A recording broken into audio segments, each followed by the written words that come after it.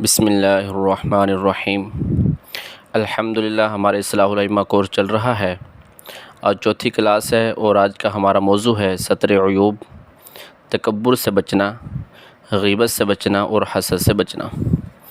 لوگوں کے عیوب پر پردہ ڈالنا، شاگردوں کے عیوب پر پردہ ڈالنا۔ پہلی بات تو یہ ہے کہ عیوب دیکھو ہی نہ، اگر سامنے آ بھی جائیں تو اس کو چھپاؤ، دل کی بستی میں اس کو دفن کرو۔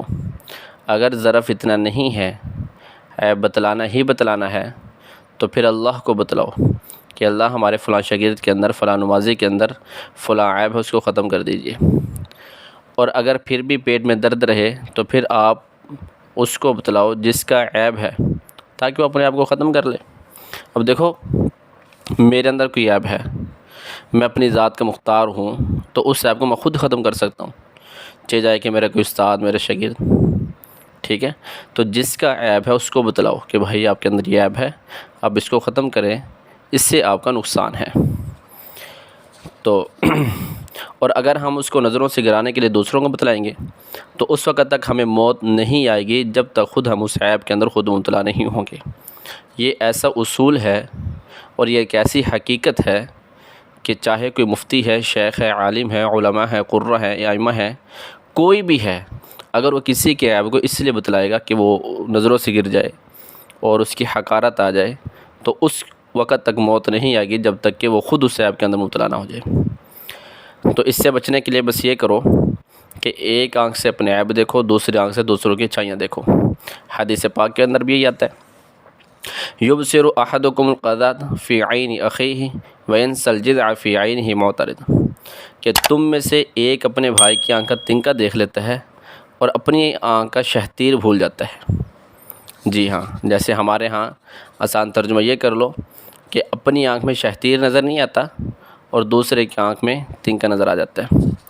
اگر ہمارے مدرسوں میں، ہمارے مساجد میں ایسا ہی ہوتا رہے گا، کوئی بچہ غلطی کرتا ہے، جیسے عام ہمارے مدرسوں میں چلتا ہے، تو اس کو پیار سے نہیں سمجھاتے، بلکہ پہلے مدرسہ کے سب استادوں کو بتلایا جائے گا، خوب اس کو ذلیل کیا جائے گا، پھر اس کے والدین کو بتلایا جائے گا، پھر وہ بچہ ضدی بن جاتا ہے۔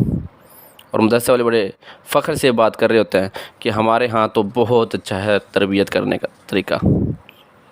تو اس لیے میرے عزیزوں، اگر کسی شاگرد کی کوئی غلطی نظر آئی ہے، کوئی عیب نظر آیا ہے، کوئی غلط حرکت نظر آئی ہے، سب سے پہلے اس بچے کا اکرام کر کے اس کو گھر کے اندر لے جاؤ، چائے پلاؤ، اس کا اکرام کرو، اس کو سمجھاؤ، انشاءاللہ دوبارہ وہ غلطی نہیں کرے گا۔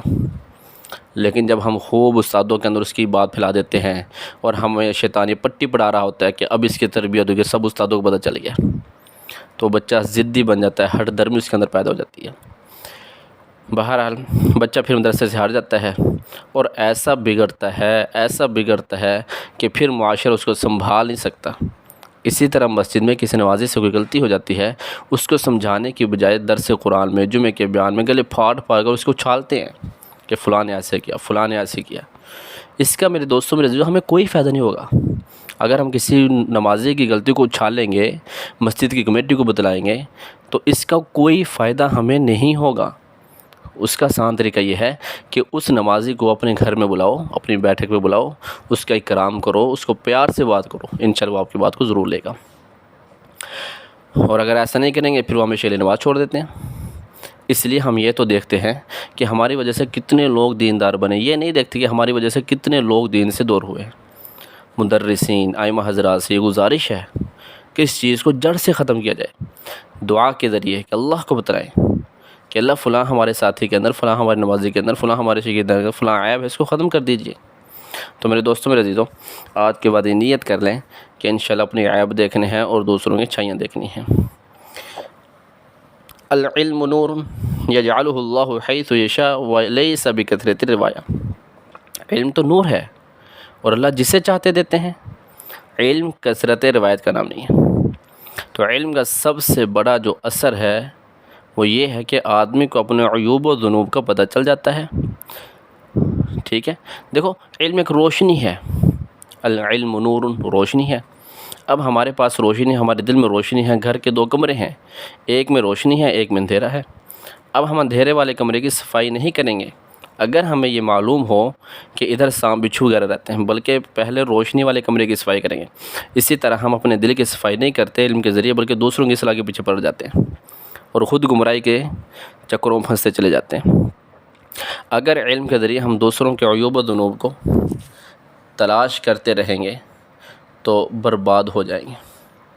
جن لوگوں کو یہ چسکا، جن علماء کو، قراء کو، ائمہ کو یہ چسکا پڑ جاتا ہے کہ کسی پر تنقید کرنا، تبصرہ کرنا، تو پھر وہ ہر ایک کے اندر عیب نکالتے ہیں اور ساری زندگی بیچاروں کی ایسے ہی گزر جاتی ہے۔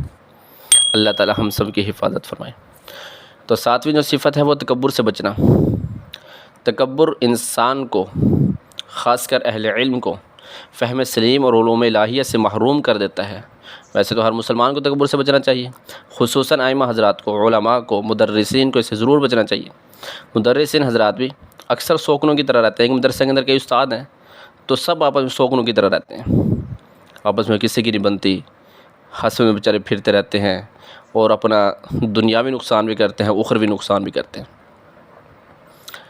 جیسے آج کل کوئی شاگرد کسی استاد کے سامنے کسی دوسرے استاد کی تعریف کر دے، بس پھر اسے شاگرد کی شامت آ جاتی ہے۔ خدارا خوش آمد کو اپنے اندر پیدا کرو اور اپنے ظرف میں خوش آمد کو برداشت کرو، پیٹھ پیچھے اپنے ساتھیوں کی تعریف کرو، اساتذہ کی تعریف کرو، اس سے بہت فائدہ ہوگا۔ جی ہاں، مفتی شفیع صاحب فرماتے ہیں کہ اگر کسی کو اپنے علم پر ناز ہوتا تو سن لو، اپنے پڑھانے پر ناز ہوتا تو سن لے، حضور کے برابر کسی کے پاس علم نہیں ہے۔ اللہ نے حضور کو فرمایا وَلَئِنْ شِئْنَا لَنَذْهَبَنَّ بِالَّذِي أَوْحَيْنَا إِلَيْكَ ثُمَّ لَا تَجِدُ لَكَ بِهِ عَلَيْنَا وَكِيلًا۔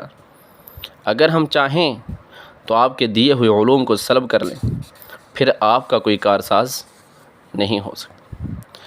تو اس لیے میرے دوستوں، میرے عزیز، تکبر سے بچنے کا بہترین نسخہ یہ ہے کہ اپنی تعریف لوگوں سے ہرگز نہ سنو۔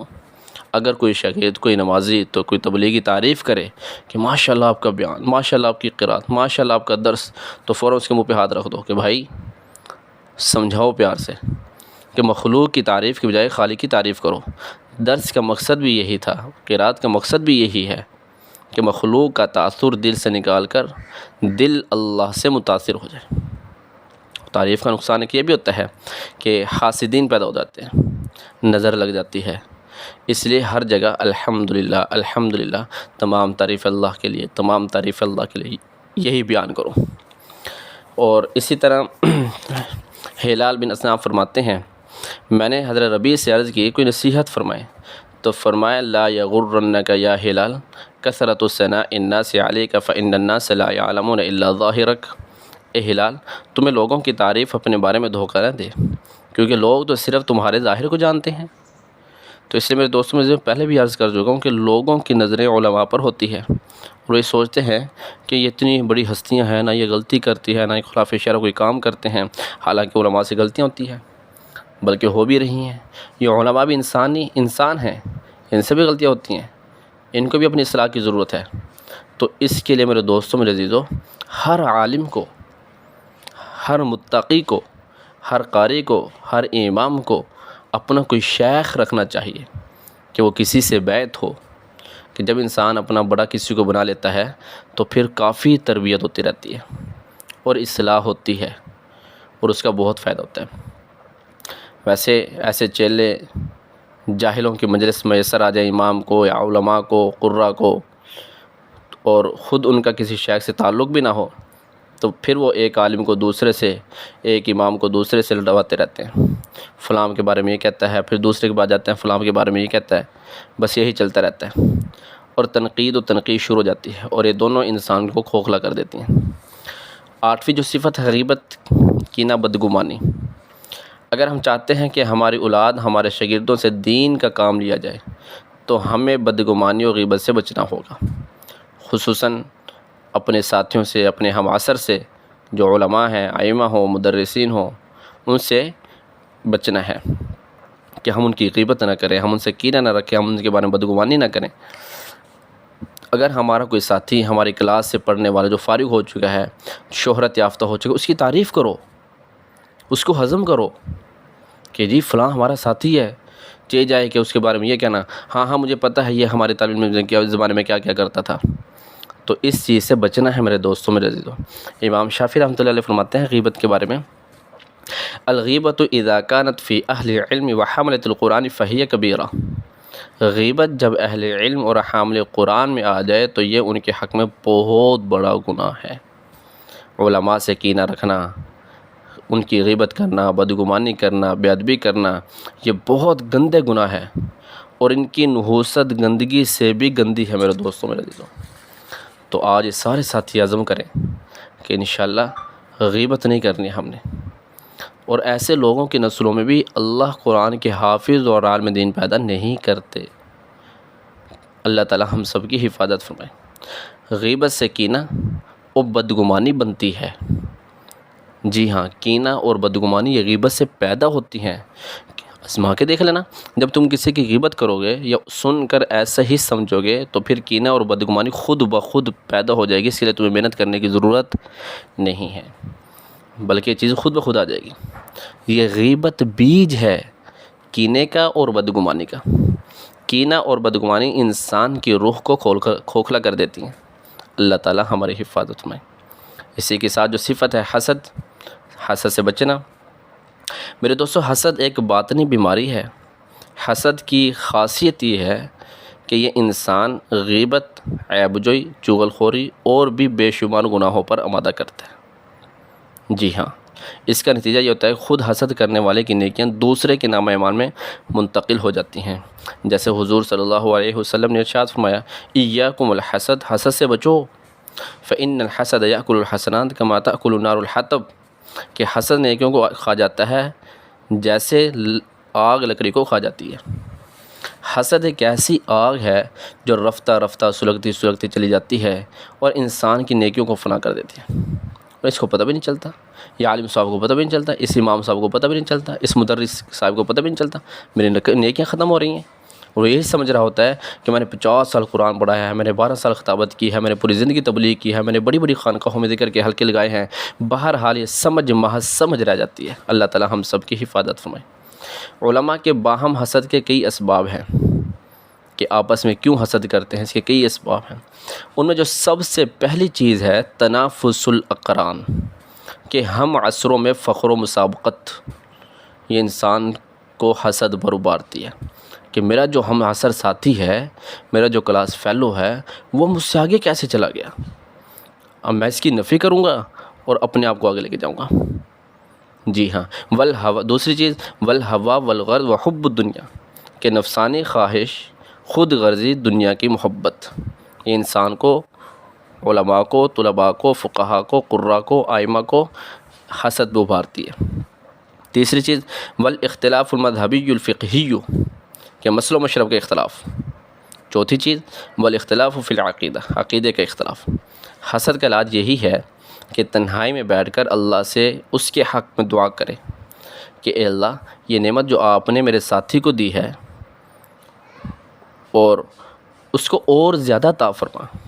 جس وقت وہ یہ دعا کرے گا نا، اس وقت اس کے دل پر آرے تو ضرور چلیں گے، اور یہ دعا کرنا بہت مشکل گزرے گا، لیکن انشاءاللہ تعالی اللہ تعالی یہ نعمت اس کو بھی دیں گے۔